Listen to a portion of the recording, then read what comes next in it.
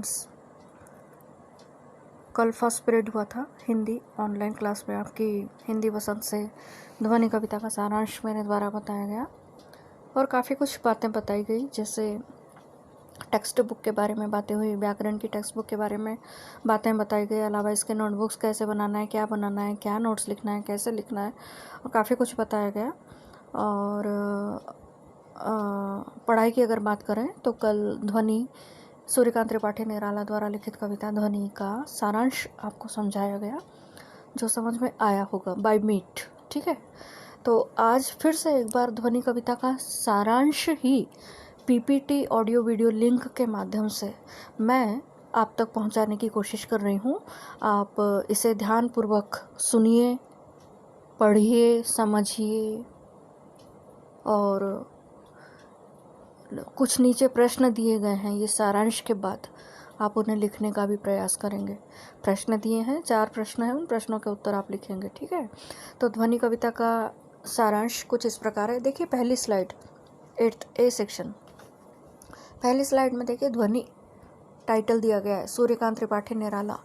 कौन है ये सूर्यकांत त्रिपाठी निराला? तो ये है ध्वनि कविता के रचनाकार, ध्वनि कविता के लिखने वाले कवि श्री सूर्यकांत त्रिपाठी निराला। इनके बारे में मैं कल आपको बाय मीट काफ़ी कुछ बातें बता चुकी हूँ कि सूर्यकांत त्रिपाठी निराला हिंदी साहित्य के एक बहुत ही जाने माने कवि माने जाते हैं। फिर टाइटल के बाद नीचे देखिए कविता में उद्देश्य बताया गया है कि भाई इस कविता का उद्देश्य क्या है।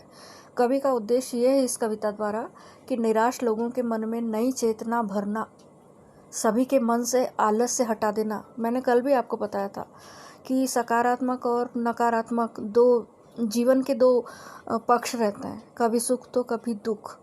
तो कवि ने यहाँ कोशिश की है भारतीय युवाओं के मन से निराशा हटाने की, उनके मन में एक नई चेतना जागृत करने की, सभी के मन से आलस्य हटा देने की। हमें आलसी नहीं बनना चाहिए, निराश नहीं होना चाहिए, उदास नहीं होना चाहिए, आशा का दामन थाम कर चलना चाहिए। जो दुख आता है उसे जीवन का अंत न समझते हुए जीवन की शुरुआत समझनी चाहिए।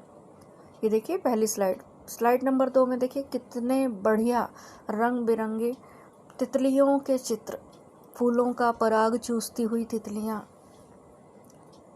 फूल और कलियां दिखाई दे रही है। फिर अगली स्लाइड में कवि कहते हैं कि अभी उसका अंत नहीं होगा। स्टूडेंट्स, अंत का मतलब यह है कि कवि यहाँ ये कहना चाहते हैं कि जीवन में जो परेशानी आती है उसे आप अंत मत समझिए, उसे आप अपने जीवन की शुरुआत समझिए।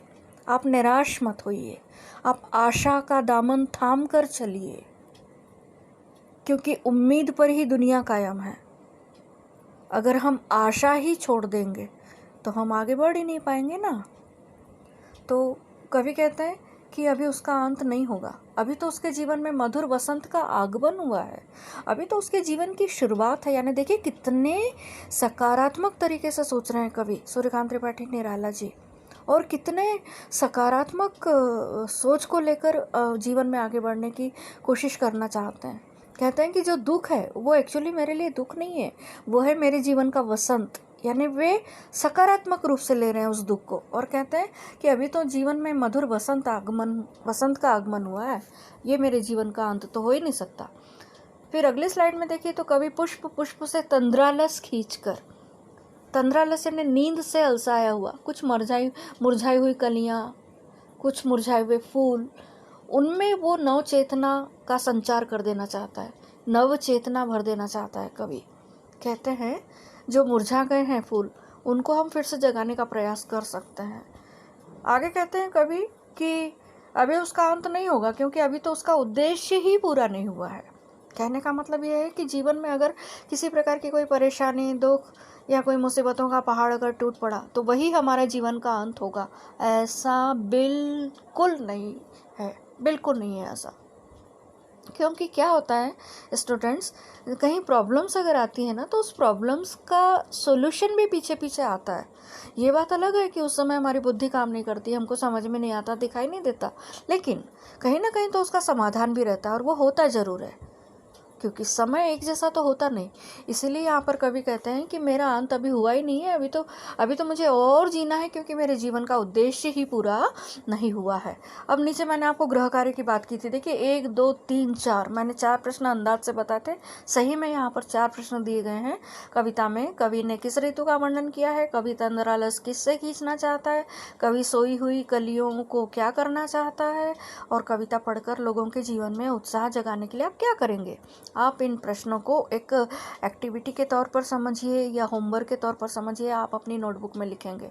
ओके, तो इस तरह से ये थी आज की ध्वनि कविता का सारांश, और सारांश की पीपीटी ऑडियो वीडियो लिंक के साथ।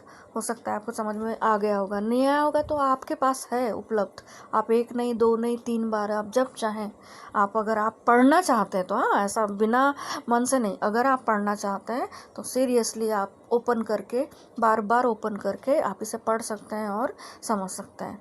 तो बच्चों, आज का पीरियड मतलब यहीं समाप्त होता है। आज के लिए बस इतना ही। Thank you.